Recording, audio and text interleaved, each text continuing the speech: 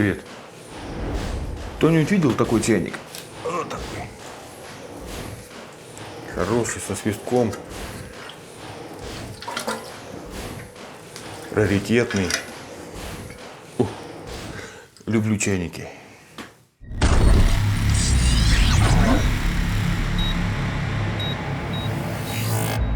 Привет! Сегодняшнее видео называется топ-5 недорогих или бесплатных программ для создания музыки. Это повторяется рубрика, та, которая у меня уже имела место быть в 2017 году. И вот теперь топ за 2020 год. Сразу же оговоримся об условиях этого топа. Дело в том, что критерий отбора мест в этом топе обусловлен некоторыми факторами. Что это за факторы? Давайте их рассмотрим. Ну, во-первых, значительную роль на позицию в этом топе влияет платность или бесплатность программы. Цена влияет, так в том топе 2017 года второе место заняла на тот момент платная программа. А также влияет юзабилити, то есть не только удобство самого интерфейса, но и возможность внутрисеквенсорного создания музыки. То есть я имею в виду не запись конкретно готовых уже музыкантов, исполнителей, а возможность создавания внутри секвенсора музыки. Это очень важный аспект, и он также влияет на позицию той или иной программы в данном топе. Удобство для создания музыки того или иного редактора обеспечивает быструю фиксацию ваших идей. Например, одно дело, когда вы какие-то каверы делаете в секвенсоре, обрабатываете, там, значит, можно подумать, посидеть, есть время, поразмышлять о том, как ту или иную задачу решить. А когда идет процесс создания внутрисеквенсорный, внутри самой DAW, тогда желательно, чтобы юзабилити было на высоте у программы, чтобы максимально оперативно реагировать на возникновение каких-то идей творческих. Вот это тоже очень важный фактор, который сказывается на позицию в данном топе того или иного секвенсора. Я сразу же скажу, что видео данный топ, он не будет таким с клиповым таким мелькающим, значит, видеорядом для современного клипового мышления. Это видео будет с критикой, будет много критики в данном случае. Это не совсем такой стандартный топ-5, Здесь будет критика, здесь будут рассуждения по некоторым аспектам платности или бесплатности той или иной программы. И будет много выводов. Поэтому набирайтесь каких-то полезняшек, кто намерен смотреть топ до конца. Там я имею в виду хрустяшки какие-нибудь, кофе, еще что-то такое.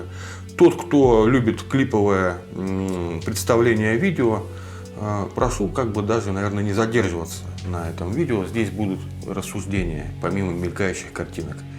И еще одну вещь затрону. Вещь следующего характера. Если я не говорю о каком-то секвенсоре, это не значит то, что я о нем не знаю. Я знаю все бесплатные секвенсоры, и платные, разумеется, и знаю все те маркетинговые обрубки, которые предоставляют некоторые разработчики пользователям, чтобы те схавали. На самом деле, конечно же, это унижение потребителя, я считаю. Поэтому некоторые вещи я даже затрагивать не буду. Но одну из таких вещей все-таки я затрону. Вот тут недавно нашумел некий MPC Beats, который активно пиарит в своем продакшене, то есть своей презентабельности, активно пиарит некий Ableton. Для тех, кто считает, что Ableton это Ableton, я прошу размыслить о следующем. Не всегда вот эти транскрипции англоязычных этих слов русским потребителям являются эффективными. Например, RAW или RAW, Ibanez или Ibanez. То есть не всегда. Поэтому я зачастую сталкиваюсь с этими транскрипторами в виде комментариев на своем канале. И иногда я начинаю изумляться вплоть до того, что не понимаю, а вдруг передо мной англичанин, например. Англичанин. Так вот, чтобы не стать англичанином и планировать, какое-то продолжение общения со мной через комментарии, то есть я рекомендую писать Ableton в комментариях.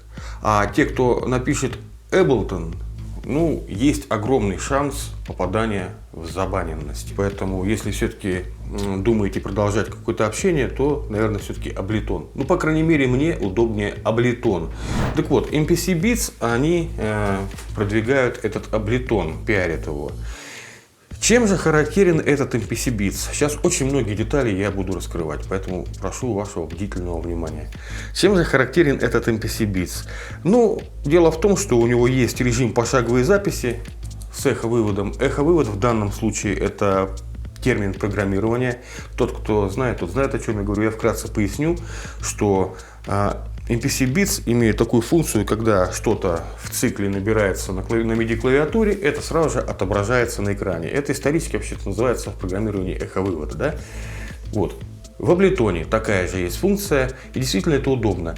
У всех тех секвенсоров, которые в потенциале будут здесь обсуждаться, ну и на моем канале в частности, у них, конечно же, есть запись в циклическом режиме, да, ну, в данном случае MIDI события, о них мы говорим. Также это потейковая запись, потом компинг редактирование, все это есть. Но вот MPC Beats и Ableton, они имеют функцию вот этого вот эхо-вывода, готового результата. Ну, для кого-то это действительно такой значимый показатель. Ну, кстати, для Waveform, ранее Traction, тоже есть эхо-вывод в пошаговой записи, но там отсутствуют некоторые параметры, такие как изменение velocity, по-моему, если не ошибаюсь, и длительности нот надо проверять. Просто я этой функцией редко пользуюсь, а как-то мысленно представляю, что записал. А вообще удобно. Но, по сути, этот MPC Beats, это, давайте называть вещи своими именами, это полусеквенсор. И вот на зарубежном пространстве вот этих рэперов появились радостные возгласы. Вот, наконец-то, именитый производитель Akai выпустил в бесплатном доступе обрубок, урезанную версию полусеквенсора. Почему полусеквенсор? Ну, потому что там нету ни редактирования событий, то есть это просто такая, интерпретация событий, сообщений, MIDI или аудио, то есть интерпретируемый такой секвенсор, если можно так выразиться. Нету событий, нету всяких там тейков, ничего этого нет. Просто MIDI-ноты и вот какое-то расстояние для редактирования. В основном там очень много действительно вещей, которые локализованно работают для битовой музыки. Это для рэпа очень удобно на самом деле. Но секвенсором в полной мере назвать его нельзя. Чтобы что-то там сделать полноценное на протяжении какого-то времени, там придется сильно посидеть, постараться. Вот. Ну, там имеется от Air 3 встроенных плагина, в принципе, неплохих, и так далее. И, казалось бы, почему бы этому MPC Beats не попасть в данный топ? Ведь он же бесплатный, урезанный, полусеквенсор, но все-таки бесплатный. У MPC Beats, я уже сказал, это как секвенсор, когда в полноценную, во-первых, назвать нельзя. Ну, в преимуществах у него есть еще одно обстоятельство, то, что его можно использовать как VST-плагин. И вот тут начинается самое интересное. Вот здесь вот я говорю, прошу обратить внимание. Давайте немножко порассуждаем. Я предупредил, что видео будет с критикой, с рассуждениями. Вот давайте сделаем такой вот первый обзор одного обстоятельства. Дело в том, что MPC Beats имеет в своем арсенале VST-версию, VSTi так называемый, да, который можно добавлять в секвенсор и использовать MPC Beats VSTi. Я неспроста вначале обратил ваше внимание на то, что MPC Beats пиарит Ableton. Сейчас мы эти будем вещи затрагивать, скажем так, гипотетические, но затрагивать. Так вот, MPC Beats пиарит Ableton, но в Cakewalk VST открывается не совсем корректно. То есть некоторые функции в MPC Beats VSTi, они не работают, когда он подключен к хосту Cakewalk.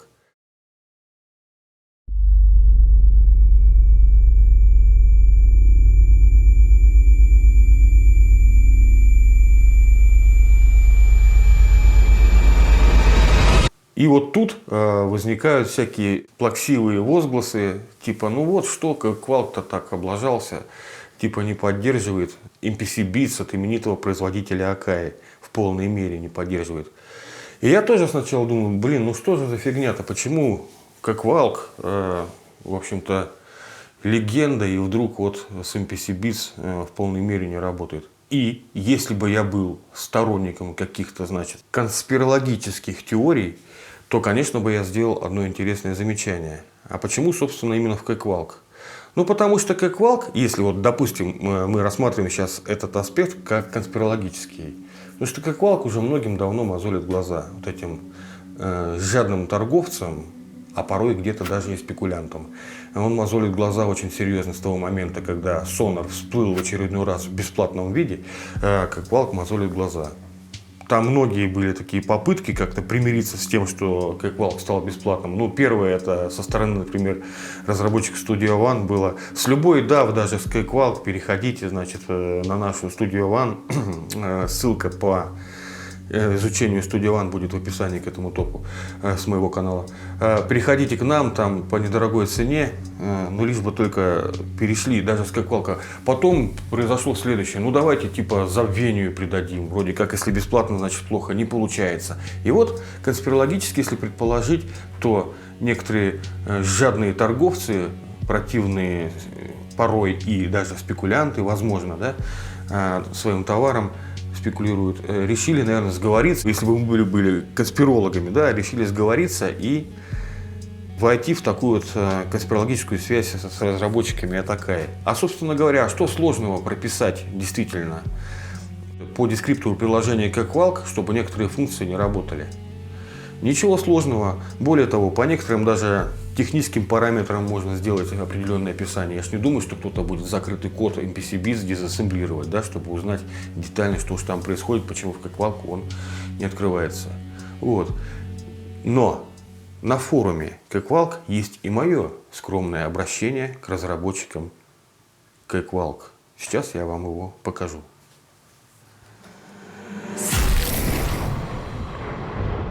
Я написал разработчикам сообщение: MPC-Bits does not work, то есть MPC-Bits не работает. На что один из разрабов мне ответил, что мы обратились к Акае вот, по поводу неисправности с MPC VST. Видно, да, здесь? Это форум кэквалк. Вот можете посмотреть. Вот мой аккаунт. Я вот сделал такое обращение. И до меня некоторые пользователи тоже обращали на это внимание, но ответ от разработчиков кэквалк был примерно аналогичным. Ну, тогда у меня возникло такое неприятное ощущение, а что, разработчики что-то вроде оправданий каких-то делают, что, дескать, ну вот мы отправили и все, а потом нет, потом я вот так вот и подумал, а почему бы не предположить некоторую конспирологию в этом обстоятельстве?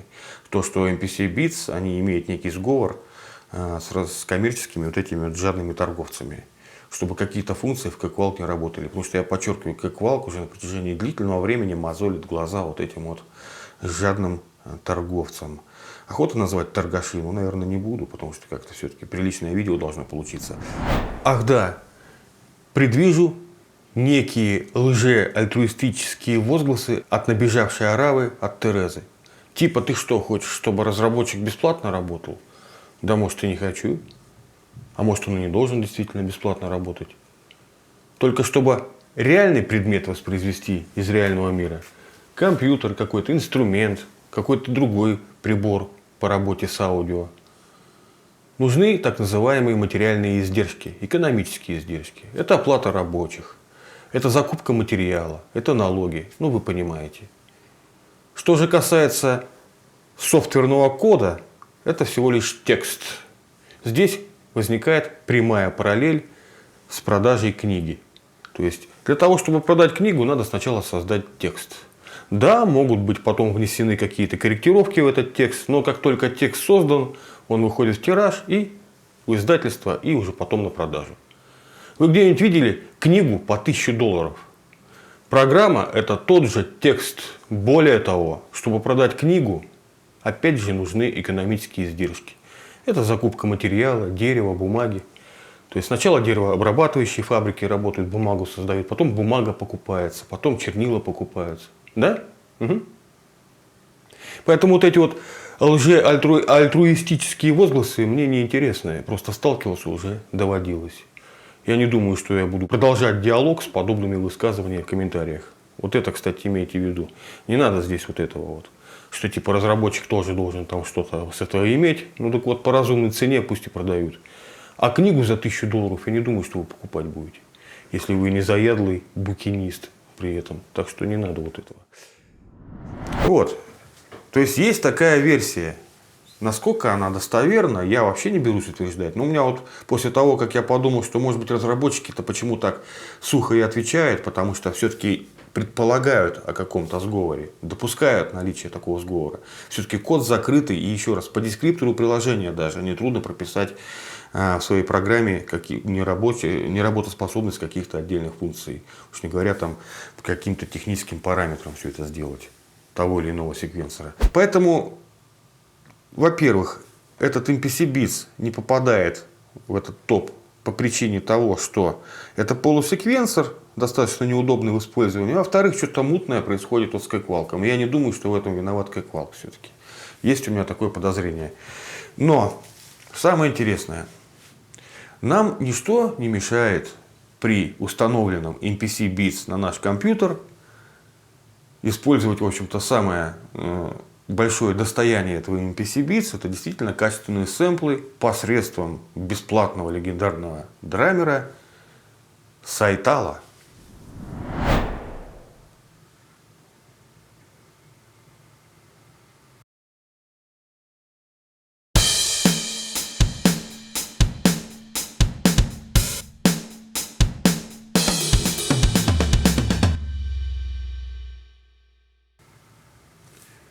Ссылка по работе с Сайталой на видео с моего канала ниже в описании. Короткое обучающее видео по этому гениальному драмеру бесплатному Сайтала с возможностью поканального вывода, плюс ко всему, каждого отдельно взятого инструмента. То есть он и без того расширенным функционалом обладает, этот инструмент Сайтала. Ну, помимо этого еще можно и поканальный вывод делать. Поэтому для такого маленького плагина это очень широкие возможности. Поэтому отсюда делаем такой вывод, что наличие того или иного секвенсора в данном топе зависит от многих обстоятельств. И если я не говорю о каком-то секвенсоре, это не значит то, что я о нем не знаю. Потому что очень много этих обрубков существует, которые зачем-то производители выбрасывают в свет. То есть обрезают все нужные функции и выдают, чтобы что? Вот здесь вопрос. Если они думают, что это такая реклама ихнего продукта, то заблуждаются. Заблуждаются. Людей это отталкивает, пользователей это отталкивает, вызывает раздражение. И вот это презрение к разработчику растет. В результате все-таки ничего хорошего из этого не получается. И досмотря этот топ до конца, вы увидите, что некоторые все-таки разработчики этого избегают очень умело. Это выявление негативного отношения к себе, да? Но с некоторыми прям совсем никак. И вопрос вот к нему возникает, а зачем нафига вы вообще все это делаете? Уж лучше вы ничего бы не выдавали в бесплатный доступ, чем вот эти вот обрубки свои выдавать и пытаться как-то вот, это просто тупость маркетологических вот этих вот представителей данной той или иной компании. И все, больше это никак не назовешь. И ассоциация вообще-то некрасивая возникает с этими обрубленными программами. Это вот равносильно, что любимая жена любимому мужу, там, например, на 23 февраля подарила носки и резинку от трусов. Мол, эту резинку ты можешь приспособить, как тебе удобно. Ну, можешь старые трусы вставить, например. То есть, понимаете, ну, просто дурацкие ассоциации возникают.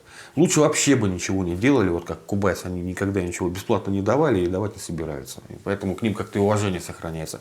К этим, которые вот эти обрубки дают, презрение. Поэтому в данном топе им вообще делать нечего. Но один такой обрубок все-таки в этот топ попал. Встречаем. Почетное 5-е место. Avid Pro Tools.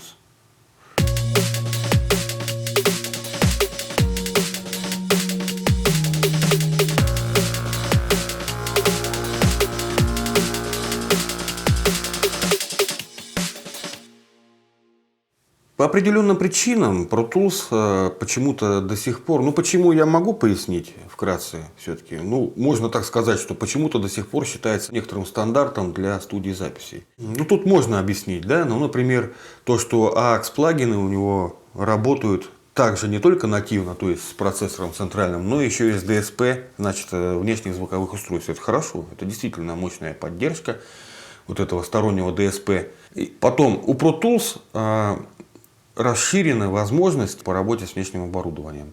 То есть, действительно, для записи групп там очень широкие возможности присутствует Pro Tools. Но вот в этом вот обрубке этого ничего нет. Вообще ничего. Не то, что там широкой поддержки сторонних каких-то там устройств для записи, для синхронизации инструментов.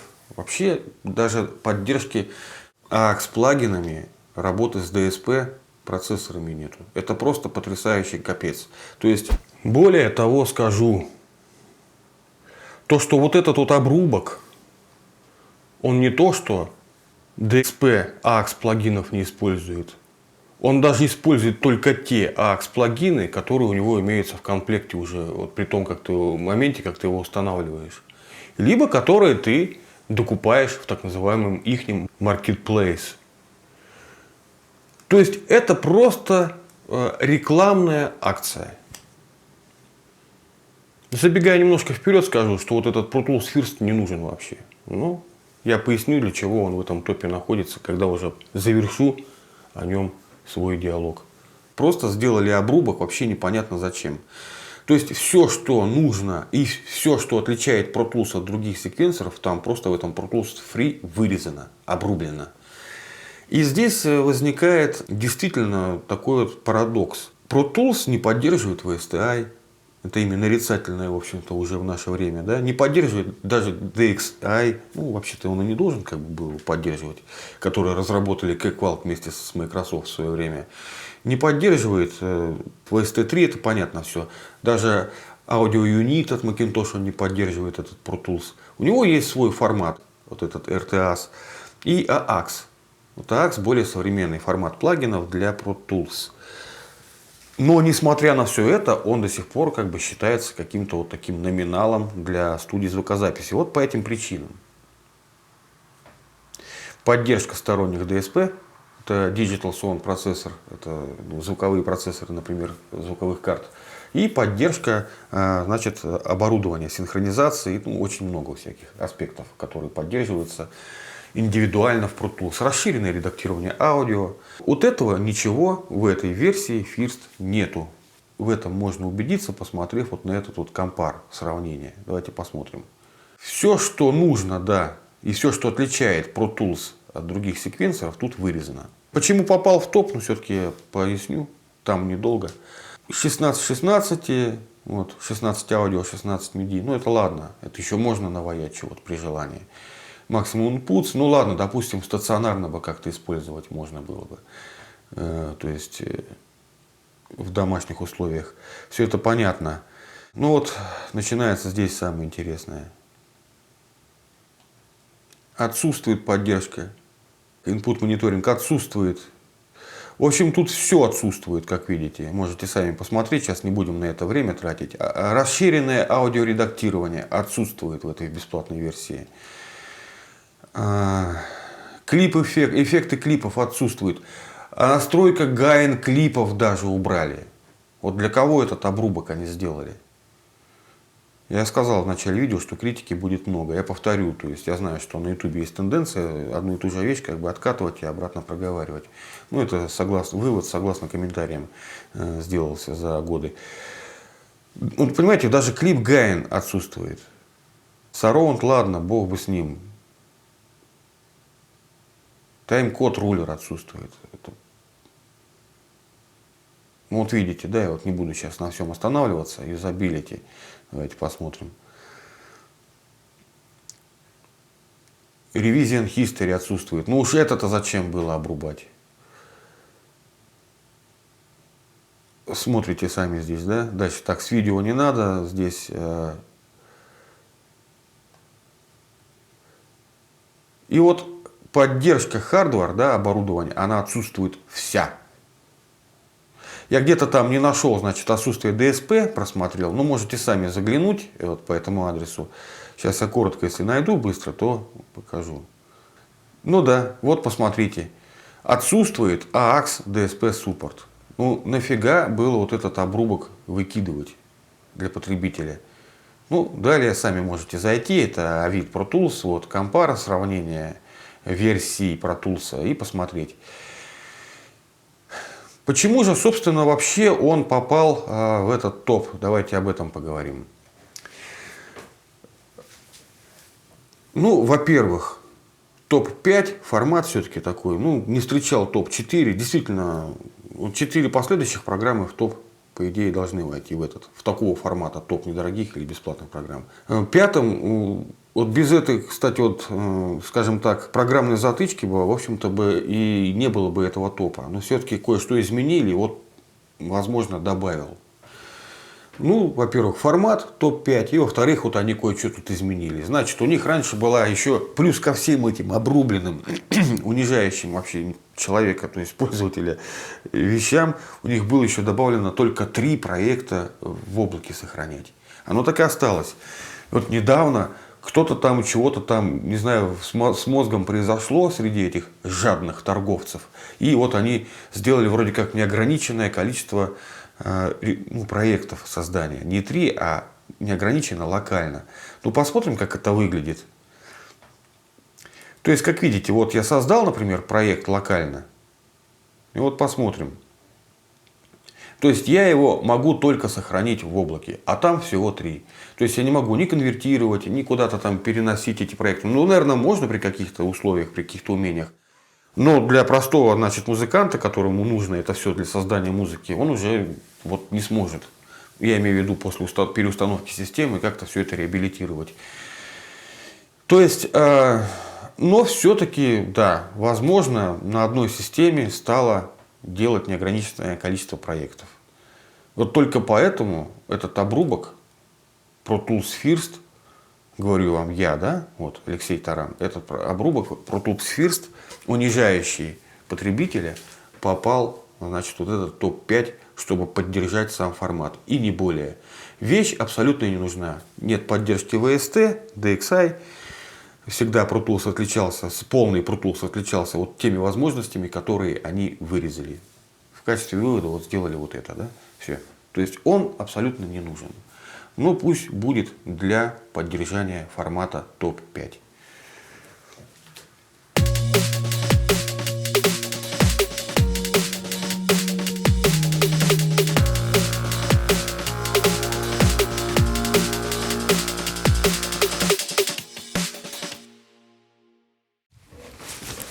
Прохладно здесь что-то. 4-е место. Популярный, достаточно популярный и хороший секвенсор Reaper. Место, опять же, обусловлено его не бесплатностью.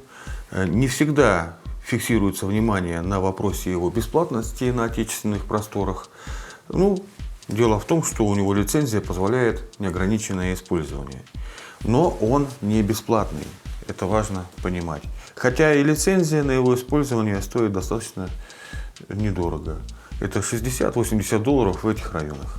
Там 2 вида лицензии, но в совокупности он не бесплатный. Ознакомительная версия не имеет ограничений. Секвенсор хороший, но его можно рассматривать в большей степени как секвенсор для записи уже готовых инструментов, готовых исполнителей.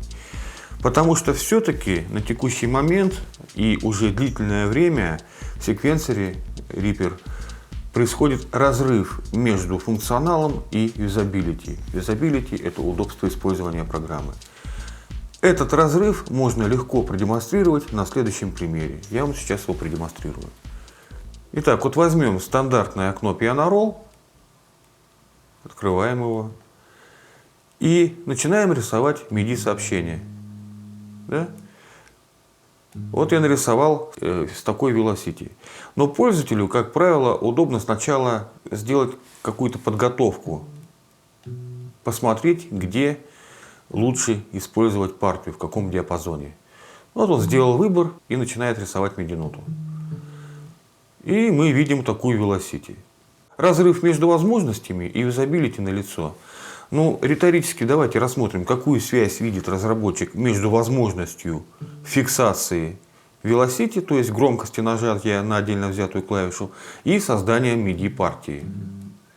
В результате отклонение в динамическом диапазоне от задуманного неизбежно. Запоминание velocity при демонстрационном нажатии на MIDI-клавишу в Piano Roll – это возможность? Возможность. Но как она коррелирует с удобством набора MIDI-партии? На протяжении длительного времени этот вопрос остается незатронутым. Кто-то скажет, а мне не мешает, меня устраивает. А я скажу, а мне мешает, друг, и меня не устраивает. Поэтому я за то, чтобы секвенсор Reaper находился в данном топе на 4-м месте. Да, вопрос изобилити Reaper остается решающим в этом топе. И на текущий момент все вот эти тенденции по разрыву между возможностями изобилити сохраняются. Если рассматривать, конечно же, возможности Reaper, они действительно широкие, как я уже сказал. Посмотрите, здесь функции, возможности, процедуры и так далее. Подфункции, посмотрите, какие гигантские каталоги. И в качестве изобилити можно наблюдать такую тенденцию, что можно рассматривать Reaper как каталог функций, как каталог возможностей, которые не внедрены в удобство использования программы, в принцип удобства использования. Да, он настраиваемый, да, все можно настроить, все можно изменить, но это ж надо настраивать. Еще один негативный аспект, который подтверждает разрыв между функционалом Reaper и его изобилити, удобством использования, это вот такой вот пример, я сейчас вам приведу, это вот создание PEG-файлов. Вот если мы, например, забрасываем какой-то файл в секвенсор, то смотрим, что происходит. Он создает справочный файл информационный, вспомогательный. И это везде. Даже если я сейчас удаляю, то смотрим, у меня в проводнике остаются вот эти вот PEG-файлы. Это засоряет проводник. Я предвижу множество вопросов, как это исправить. Потому что ведь ты же сказал, мол, что все настраиваемо. Да, действительно, все настраиваемое. И исправить можно, и я все-таки покажу. Ну вот покажу. Ради исключения покажу, как это исправить. Потому что действительно это то, что с самого начала нужно убирать. Заходим в настройки Preferences. И вот здесь вот патч, первый пункт. И в нем выбираем использовать альтернативный PEG кэш по следующему пути. И выбираем стандартный путь. Ну, либо который вам удобно. Но вообще в практике замечено, что лучше всего выбирать стандартный. Это локал в папке юзера и темп. Чтобы больше этот вопрос не беспокоил. Все, от этого избавились. Далее существует много преднастроек для того, чтобы программу можно было использовать и в качестве самостоятельного секвенсора для создания музыки. Не просто для записи исполнителя и групп, а для внутрисеквенсорного создания музыки. Все настраивается, есть ссылки в описании к этому топу на мои видео по настройке интерфейса. Если вас сильно критика Reaper не обидела, то предлагаю посмотреть эти видео. Хотя думаю, что кто-то, может быть, теперь скажет, что их смотреть вовсе не стану. Но тем не менее, ссылки будут в описании, и вы можете на них обратить внимание. То есть, понимаете, на место в топе влияют вот эти факторы времени. То есть, казалось бы, прошло уйма времени, Reaper постоянно обновляется, постоянно добавляются какие-то новые, такие незначительные косметические улучшения. Но фундаментальные вещи по связи возможностей с юзабилити так и не происходят. До сих пор остается вот этот вот вид инспектора каналов. Почему-то. Открываем эффекты, и инспектор находится здесь, прикрепленный к VST-эффекту. Я знаю, что многих это раздражает. Да, это также настраиваемая функция, но опять же надо настраивать. Да, инспектор отслеживается еще и в микшере. Да, вот он, этот бас-гитар. Отдельно он открылся в данном случае. Но посмотрите, это опять нагромождение интерфейса, нагромождение возможностей. Но в положительном ключе говорить о Reaper все-таки можно. Ну, он действительно популярный, иначе он не был бы таким популярным. Это действительно неограниченные возможности секвенсора. Очень много функционала. Даже есть такие исключительные вещи, как события автоматизации. Помимо простого классического ЛФО, да, есть события автоматизации, что, в общем-то, является очень продвинутым таким свойством секвенсора. И много возможностей по обработке аудио. Они не все так очевидны, как в секвенсорах, специализированно созданных для юзабилити, для удобства пользователя. Но они есть в этом секвенсоре. Их надо искать, уметь находить. Туториал по Reaper очень большой. И позиционировать его как средство для записи, для сведения готовых исполнителей вполне возможно. Reaper бы мог вполне достойно побиться за 3-е место. Но здесь влияет фактор платности или бесплатности какого-то секвенсора. Повторю, что Reaper не бесплатен, хотя его используют как бесплатную программу, но по лицензии он не бесплатен. Для данного топа это важно. И если убрать аспект его платности из внимания, гипотетически предположить, что он все-таки бесплатен полностью, как хотелось бы верить на отечественных просторах многим пользователям, все равно по юзабилити и по внутрисеквенсорным возможностям он не потягается со следующими программами, которые имеются в этом обзоре, в этом топ-5. Поэтому достойное 4-е место для платной программы в данном топе отведено известному, хорошему, популярному секвенсору Reaper, который сам ранее я когда-то использовал, но вот уже лет 5 как к нему не прикасаюсь, ознакомившись с другими бесплатными альтернативами, которые присутствуют в этом топе. Переходим к следующей позиции, это 3-я позиция.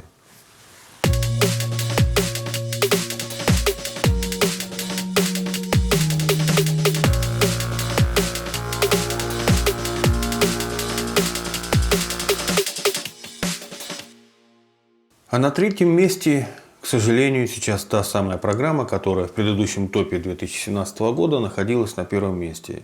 Тогда эту позицию обуславливала именно ее бесплатность и кроссплатформенность. Спустя 3 года ничего нового, никаких изменений кардинальных в этой программе не произошло. Отсутствие тех возможностей, которые покрывались ее бесплатностью и кроссплатформенностью, за 3 года не компенсировались никак. Ничего нового не появилось. По-прежнему ВОЗ и ныне там. Все то же самое окно, отсутствие каких-то возможностей. И сейчас более детально об этом поговорим. Итак, это программа LMMS Linux Multimedia Studio.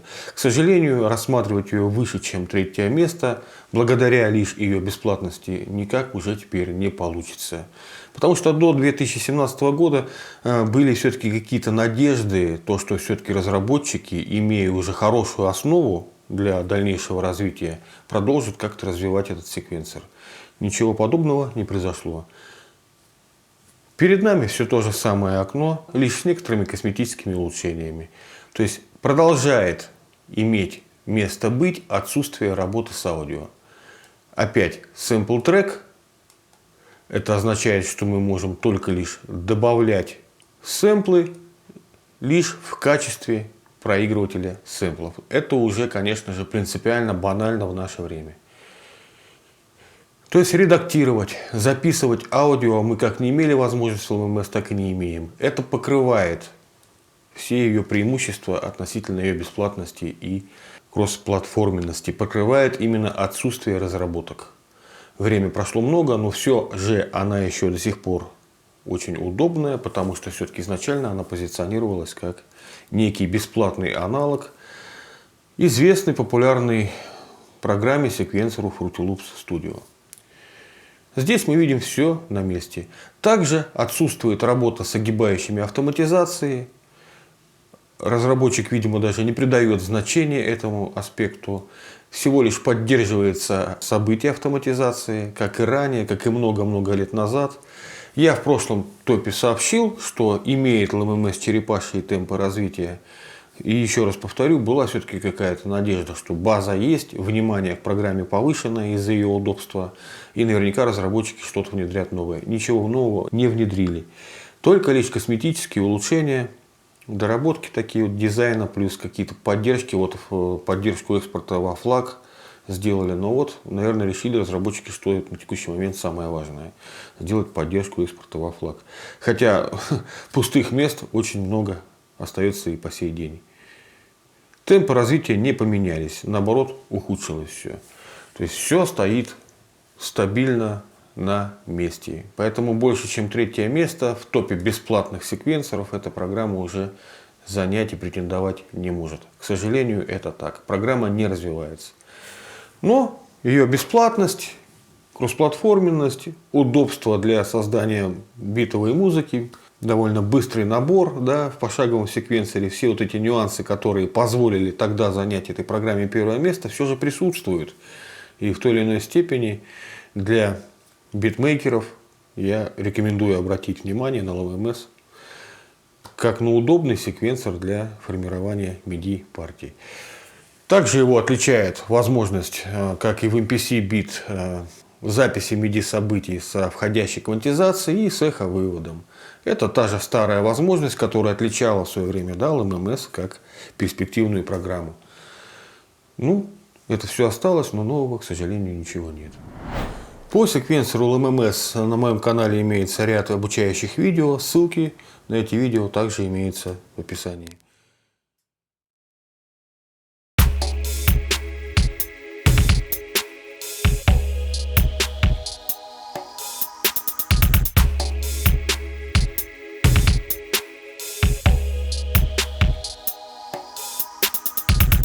Второе место этого топа занимает бесплатный, мощный, продвинутый аудиосеквенсор Waveform.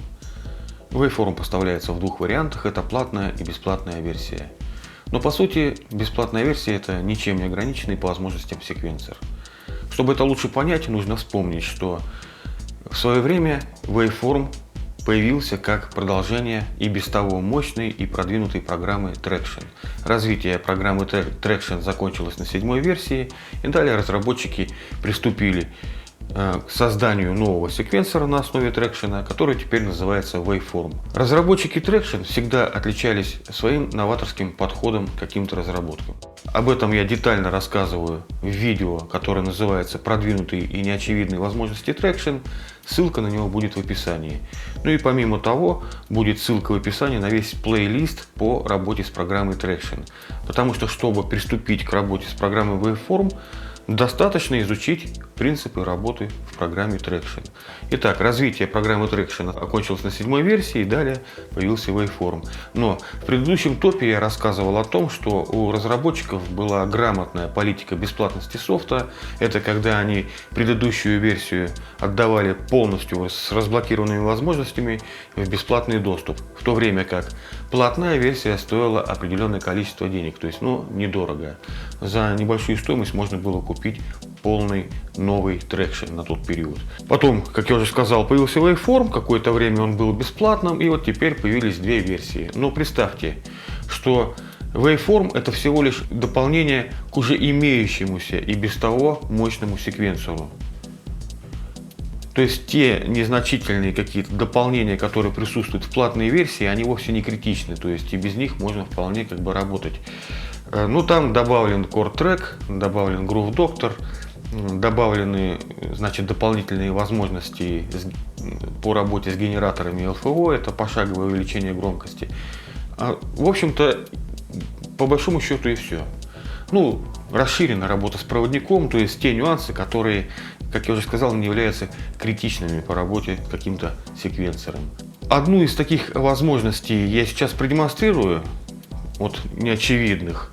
Это вот опять новаторский подход со стороны разработчиков Traction. Это когда мы буквально проект можем одним движением мыши перенести в аудиособытие.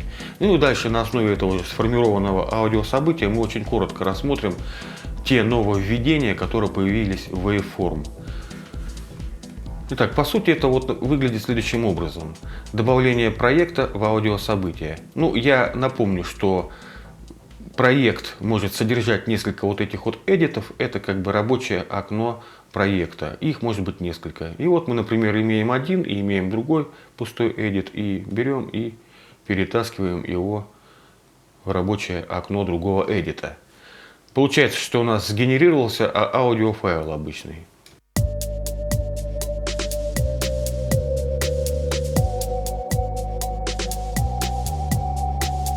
Но это еще не совсем аудиофайл, это так называемое edit событие.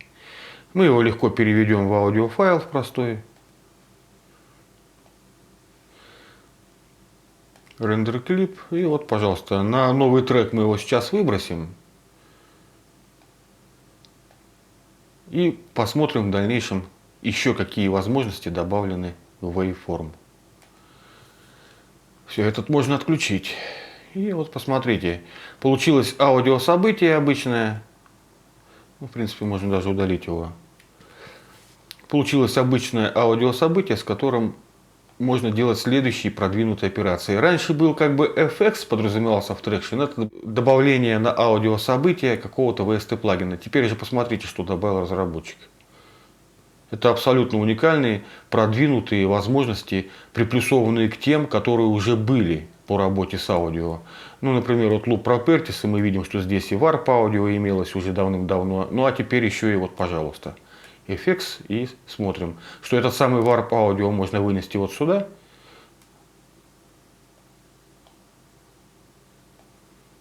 Добавляем маркеры. И вот, пожалуйста. Это вот, ну, такой короткий обзор, да, но вы уже видите, что изменения кардинально произошли в программе.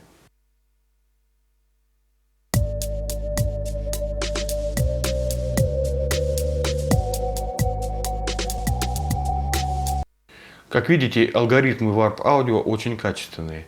Ну, давайте добавим еще какие-нибудь эффекты, посмотрим. Ну, например, Pitch Shifting добавим.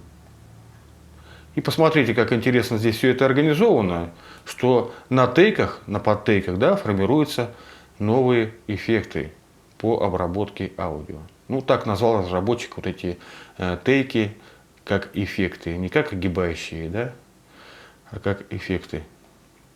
Добавляем узел и, пожалуйста.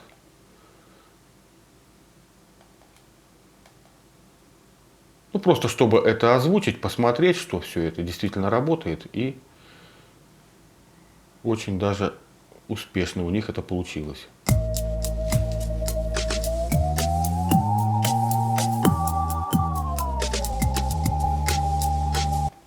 И так далее. Есть еще интересная функция, все-таки на ней еще остановимся и посмотрим ее. Это вот так называемый Step Volume. Да? То есть мы можем пошагово делать заглушение звучания того или иного сэмпла. Вот посмотрим, как это выглядит. Ну, вот такая вот возможность. Итак, у нас тут какая-то уже обработка появилась. Теперь переходим в инспектор клипа. В Traction, кстати, на все имеется свой инспектор с уникальными расширенными возможностями по обработке. И выбираем Flatten Clip. Все, получился единый клип. И для чего я это сделал? А чтобы вам показать еще интересную одну возможность уже по работе непосредственно с аудиоклипами. Вот здесь смотрим, здесь фейды, да, обычные, как бы это громкость. Но нажав на правую кнопку мыши, мы можем сделать вот такую интересную вещь. Speed Up. И также Speed Down, по-моему, сейчас эта штука будет называться. Все верно. Ну и давайте проиграем уже полученный результат.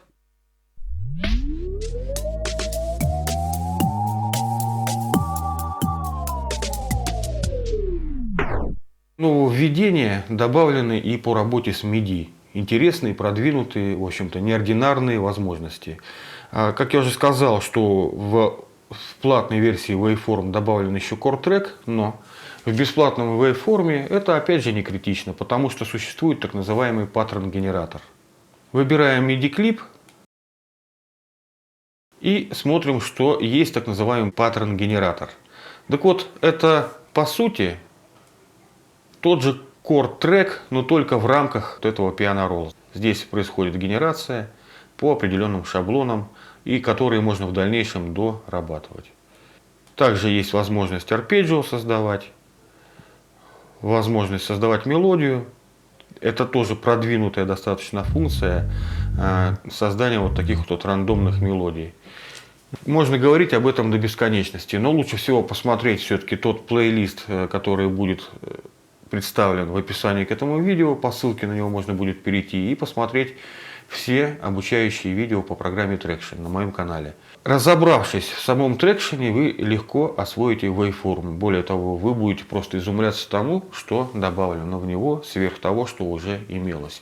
Ну и в качестве такого тоже веского замечания о нововведениях необходимо сделать следующее. То, что в Waveform впервые появился микшер, но здесь есть одна особенность. Traction всегда отличался тем, что он не использовал как такового внутрисеквенсорного микшера. То есть микширование происходило средствами системы. Ну, кто-то утверждал, что из-за этого Traction отличался прозрачностью звучания. Ну, допустим. Но, тем не менее, вот этот микшер, который появился в Waveform, это всего лишь отображение тех возможностей по сведению, по трековому сведению, которые присутствовали в Traction. То есть это всего лишь картинка. И как вот Traction был без внутреннего микшера, так он и остался. А в Waveform просто выведено вот это вот управление каналами в отдельное окно, которое они вот назвали микшер. Ну, выглядит тут он следующим образом. Нажимается на кнопочку, и вот сюда вот выбирается какое-то то или иное окно необходимое. Ну, вот он, так называемый микшер. Ну, опять, этот микшер имеет всего лишь как бы обобщающий характер, потому что на каждом канале есть система управления этим каналом. Также коротко остановимся на следующей добавленной возможности Waveform. Это генератор LFO. LFO мы можем добавлять абсолютно на любой параметр. Появилось LFO и тащим его туда, куда нам необходимо. Выбираем волюм, и вот пошла громкость по LFO. На абсолютно любой параметр, как VST плагинов, так и на управление треками можно добавить это самое LFO.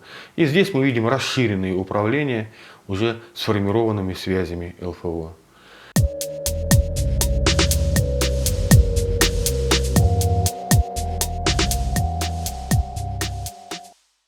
Вот сделаем вывод, что секвенсор Waveform в бесплатном варианте имеет абсолютно неограниченные возможности. Из критики, которую можно отнести в адрес Waveform, она все-таки есть, но незначительная.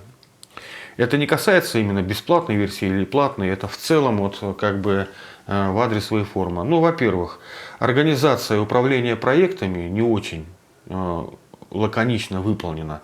Привыкнуть можно, но какое-то время уйдет на привыкание вот именно к организации и управлению вот проектами, эдитами, сохранениями. Нету стандартного меню управления программой. Вот таков вот дизайн Traction и Waveform в дальнейшем. Что здесь вот специальное окно управления существует по работе с проектами. Это вот как здесь, так и вот специальный пункт меню, значит, такого специализированного меню проекты. Ну и здесь мы видим команды. Ну потом еще один такой негативный аспект, который следует заметить, затронуть, это то, что все-таки выпадание происходит. Вот на больших частотах дискретизации происходит все-таки выпадание программы. А особенно это как раз может произойти после манипуляции с аудиоклипами теми способами, которые мы вот только что рассмотрели. Это изменение огибающих и так далее. Выход есть, это простая рекомендация. После каждой манипуляции сохранять проект. Ну и главный такой как бы аспект критики с моей стороны уже. Это чисто мое сугубо мнение, сугубо моя точка зрения. Интерфейс. Все-таки немножко интерфейс холодный, недружелюбный. Вот это есть с моей точки зрения. Если бы как-то вот было более как-то это все лаконично, выглядело не с точки зрения пользователя и удобства, нет, отнюдь нет. Как раз здесь все хорошо, вот с точки зрения удобства здесь все шикарно. А вот внешне, конечно, немножко по-кустарному выглядит Waveform, поэтому как-то хотелось бы каких-то нововведений в дизайн программы. Но это, я повторю, это на мой взгляд, на мой вкус. А в общем-то вот какая тут может быть еще критика к этой программе? Это абсолютно продвинутый новаторский секвенсор с неограниченными возможностями. И он занимает почетное место в этом топе 5 бесплатных либо недорогих программ.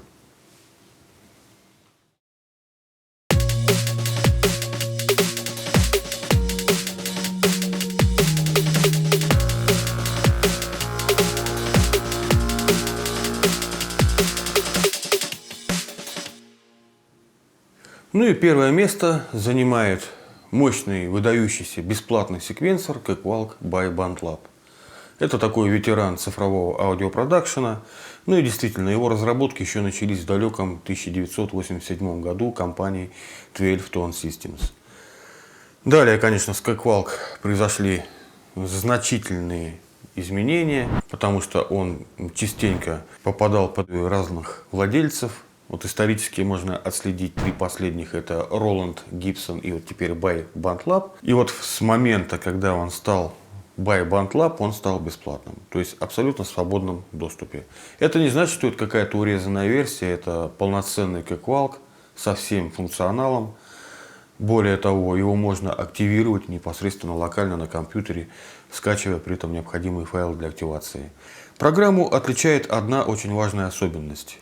Вот почему строго первое место. Как бы не хотелось бы здесь рассматривать варианты с вейформом, да, вот по местам, но все-таки почему строго первое место за Cakewalk? Потому что у него одна особенность, она очень примечательная и существенная. Его можно позиционировать как средство для профессионального сведения аудио, потому что в нем есть ProChannel. Это система встраиваемых модулей ProChannel. Они же называются Studio Quality Effects, то есть это эффекты профессионального характера, который открывается только в Cakewalk ProChannel, то есть написано специально для него. Ну, на них можно сейчас взглянуть, давайте на них кратко посмотрим. Мы выбираем какой-то канал, любой, неважно, аудио это или MIDI, нажимаем на эту кнопку и переходим в ProChannel уже с добавленными модулями. Все то, что шло в комплекте с программой. Ну, когда он был платным, он находился под Гибсоном, там еще были какие-то сторонние разработки, но здесь представлено все то, что необходимо для профессионального создания аудио. И главной особенностью является вот этот вот модуль, собственно, из-за чего все и начиналось. Это так называемая эмуляция знаменитых консолей аппаратных. Здесь 3 эмуляции.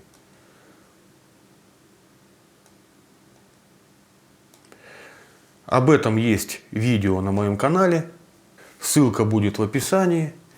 Помимо этого видео есть ряд обучающих программ, а именно 5 видеоуроков по программе Cakewalk и целый плейлист по работе с программой Cakewalk на моем канале. Все ссылки будут в описании.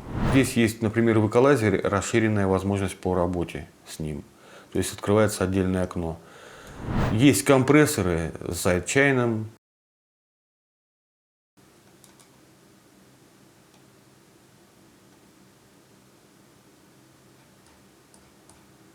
Вот, компрессор, который поддерживает sidechain и так далее. Здесь очень долго можно об этом говорить. Я говорю, об этом есть целое видео длительностью где-то в час, поэтому предлагаю посмотреть. Но характерным также является и встроенный реверб, вот этот вот, который также поставляется с программой.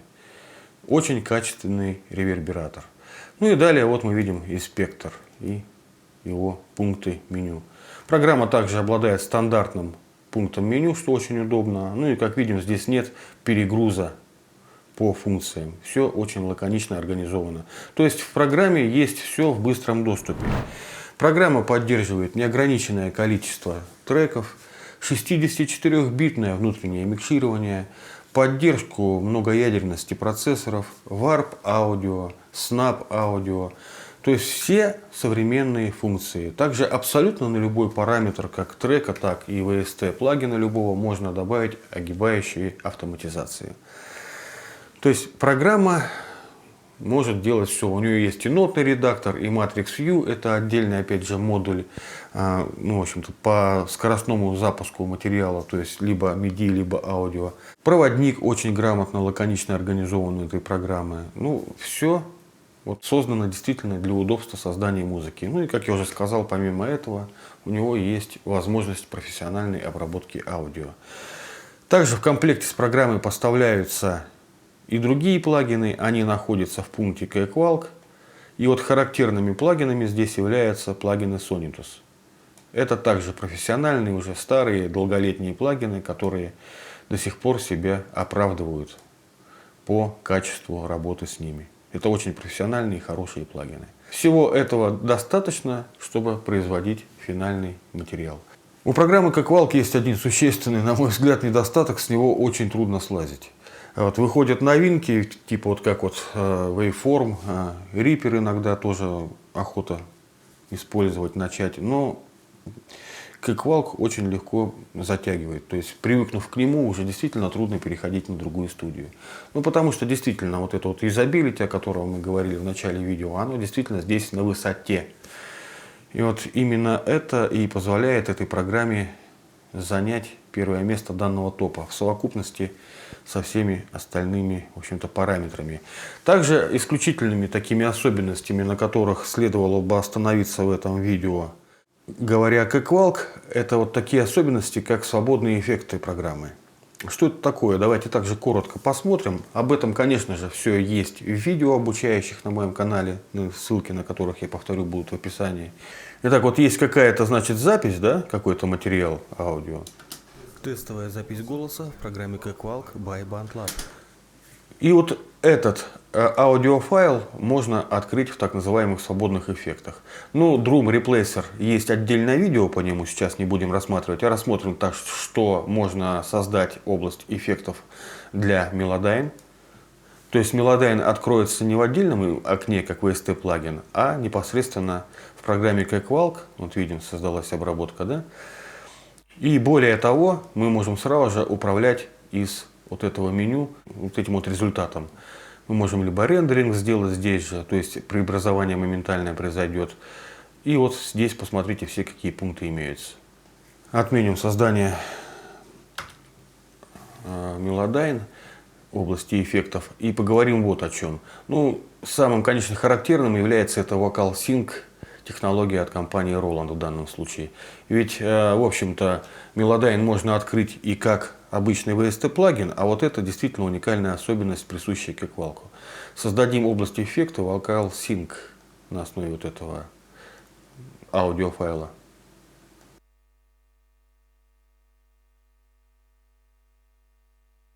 Ну, здесь у меня сразу же выбран референс, вот этот вот трек с записью метронома. Открываем редактор и посмотрим, что выбрана дорожка 2. Что будет происходить? Синхронизация записи голоса будет происходить с дорожкой номер 2. Ну, вы уже поняли, что здесь может быть не только запись метронома, но и любой другой ударный инструмент.